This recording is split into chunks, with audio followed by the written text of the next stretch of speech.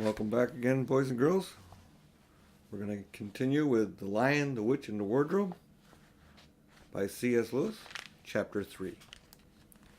Edmund and the Wardrobe. Lucy ran out of the empty room and into the passage and found the other three.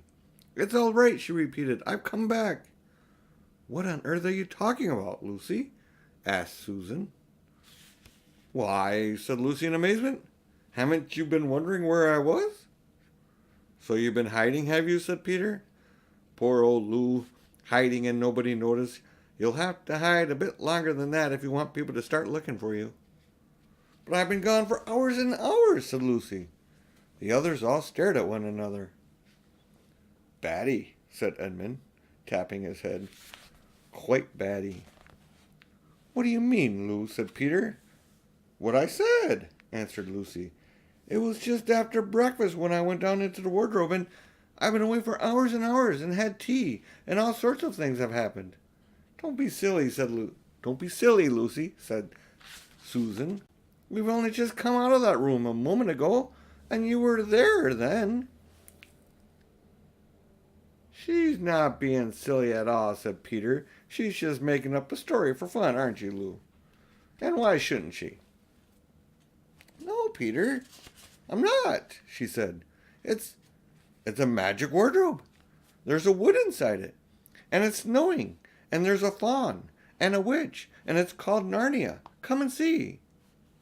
The others did not know what to think, but Lucy was so excited that they all went back with her into the room. She rushed ahead of them, flung open the door of the wardrobe, and cried, "Now, go in and see for yourselves." "Why, you goose," said Susan, putting her head inside and pulling the fur coats apart. "It's just an ordinary wardrobe. Look, there's the back of it." Then everyone looked in and pulled the coats apart, and they could all see, Lucy herself saw, a perfectly ordinary wardrobe. There was no wood and no snow, only the back of the wardrobe, with hooks on it. Peter went in and rapped his knuckles on it to make sure it was solid. "Jolly good hoax, Lou," he said as he came out again. "You have really taken us in, I must admit. We half believed you." "But it wasn't a hoax at all," said Lucy, "really and truly. It was all different a moment ago. Honestly it was, I promise." "Come, Lou," said Peter, "that's going a bit far. You've had your joke. Hadn't you better drop it now?" Lucy grew very red in the face and tried to say something, though she hardly knew what she was trying to say, and she burst into tears. For the next few days she was very miserable. She could have made it up with the others quite easily at any moment if she had just simply brought herself to say that the whole thing was just another story, made up for fun. But Lucy was a very truthful girl, and she knew that she was really in the right, and she could not bring herself to say this. The others, who thought she was telling a lie, and a silly lie too, made her very unhappy. The two elder ones did this without meaning to do it, but Edmund could be spiteful, and on this occasion he was spiteful. He sneered and jeered at Lucy and kept on asking her if she'd found any other new countries in the other cupboards all over the house. What made it worse was that these days ought to have been a delightful time. The weather was fine. They were out of doors from morning to night, bathing, fishing, climbing trees, and lying in the heather.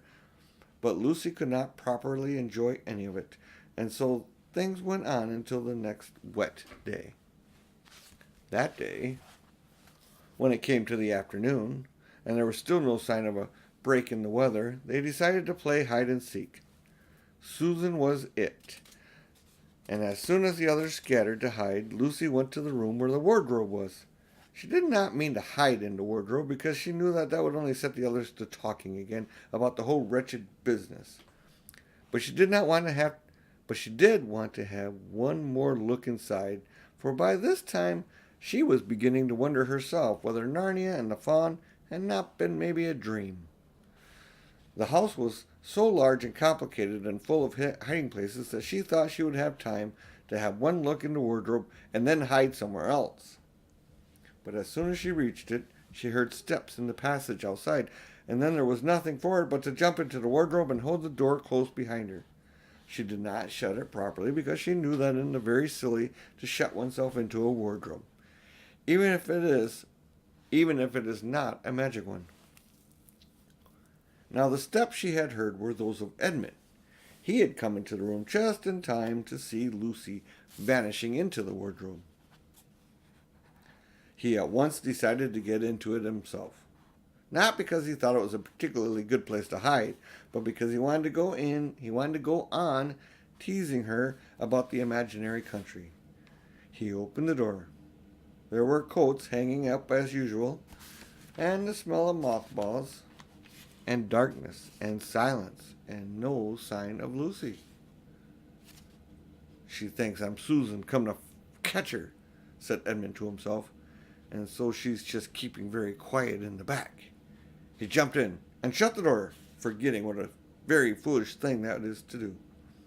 Then he began to feeling about for her in the dark. He had expected to find her in a few seconds, and was very surprised when he did not. He decided to open the door again and let in some light, but he couldn't find the door. He didn't like this at all, and began groping wildly in every direction. He even shouted out, "Lucy! Lou, where are you? I know you're here!"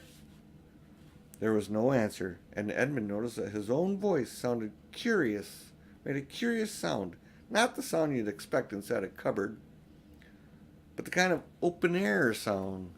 He also noticed that he was unexpectedly cold. And then he saw a light. We're going to look at the two pictures we got here. A bit about it. Groping about in the dark inside the cupboard, the wardrobe, I think. And the other one is he's coming out in branches, snow-covered branches.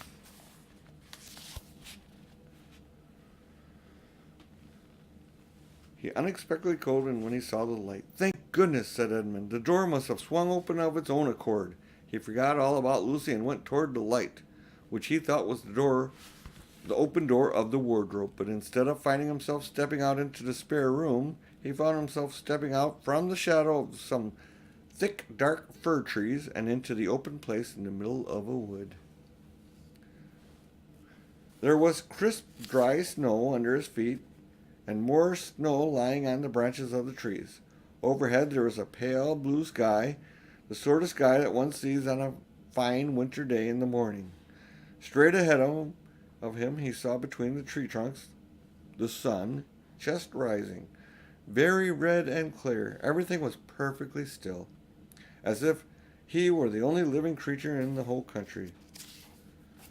There was not even a robin or a squirrel among the trees, and the wood stretched as far as he could see in every direction. He shivered. He now remembered that he had been looking for Lucy, and also how unpleasant he had been to her about the imaginary country, which now turned out not to have been imaginary at all. He thought that she must be somewhere quite close, and so he shouted, "Lucy! Lucy! I'm here too! Edmund!" There was no answer. "She's angry about all the things I've been saying lately," thought Edmund. And though he did not like to admit that he had ever been wrong, he also did not much like being alone in this strange, cold, quiet place, so he shouted again. "I say, Lou, I'm sorry. I'm sorry I didn't believe you. I see now that you were right all along. Do come out. Make it, Pax." Still, there was no answer. "Just like a girl," said Edmund to himself, "sulking somewhere and won't accept an apology." He looked around him again and decided he did not much like this place, and had almost made up his mind to go home, when he heard, very far off in the wood, the sound of bells. He listened to the sound, came nearer and nearer, and at last there swept into sight a sledge drawn by 2 reindeer. The reindeer were about the size of Shetland ponies, and their hair was so white that even the snow looked hardly white compared to them. Their branching horns were gilded and shone like something on fire when the sunrise caught them. Their harness was of scarlet leather and covered with bells. On the sledge, driving the reindeer, sat a fat dwarf, who would have been about 3 feet high if he had been standing. He was dressed in polar bear's fur, and on his head he wore a red hood and a long gold tassel hanging down from its point. His huge beard covered his knees and served him instead of a rug, but behind him, on a much higher seat in the middle of the sledge, sat a very different person, a great lady, taller than any woman that Edmund had ever seen. She also was covered in white fur up to her throat and held a long, straight golden wand in her hand, and wore a golden crown on her head. Her face was white, not merely pale, but white like snow or paper or icing sugar, except for her very red mouth. It was a beautiful face in other respects, but proud and cold and stern. The sledge was a fine sight as it came sweeping around toward Edmund with his bells jingling and the dwarf cracking his whip and the snow flying up under each side of it. "Stop!" said the lady, and the dwarf pulled the reindeer up so sharp that they almost sat down. Then they recovered themselves and stood champing at their bits and blowing. In the frosty air, the breath coming out of each nostril looked like smoke. "And what, pray, are you?" said the lady, looking hard at Edmund. My name's Edmund," said Edmund, rather awkwardly. He did not like the way she looked at him. The lady frowned. "Is that how you address a queen?" she asked, looking sterner than ever. "I beg your pardon, your majesty. I didn't know," said Edmund. "Not know the Queen of Narnia?" cried she. "Ah, you shall know better hereafter. But I repeat, what are you?" "Please, your majesty," said Edmund, "I don't know what you mean. I'm at school. At least I was. It's the holidays now." And that ends chapter 3 of The Lion, the Witch, and the Wardrobe by C.S. Lewis. Fair winds and following seas. Till next time, thanks for watching. Bye.